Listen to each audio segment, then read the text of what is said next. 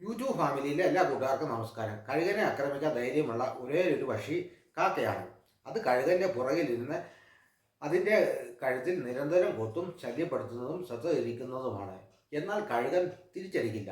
അത് അക്രമകാരിക്ക് സമയമോ ഊർജമോ പാഴാക്കുന്നില്ല. പകരം കഴുകൻ ഒരു കാര്യം ചെയ്യുന്നു.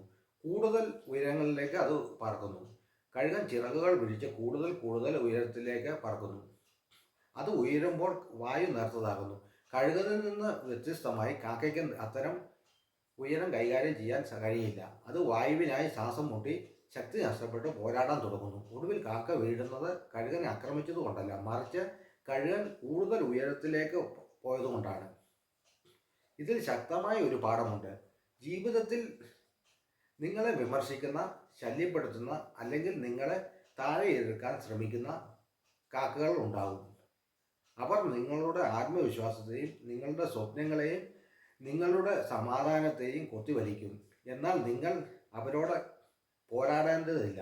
യുദ്ധം നിങ്ങളുടെ ഊർജം പാഴാക്കുകയും നിങ്ങളുടെ പാതയിൽ നിങ്ങളെ വ്യതിചലിപ്പിക്കുകയും ചെയ്യുന്നു എന്ന് നിങ്ങൾ മനസ്സിലാക്കുക.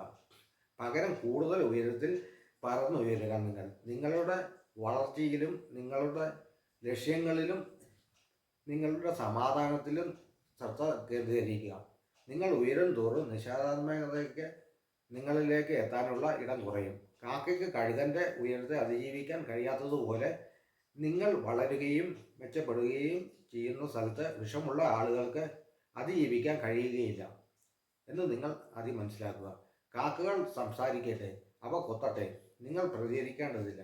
നിങ്ങൾക്ക് പ്രതികാരം ആവശ്യമില്ല. മുന്നോട്ട് നീങ്ങിക്കൊണ്ടിരിക്കുക, മികച്ചവരാകുക, സ്വയം ഉയരുക.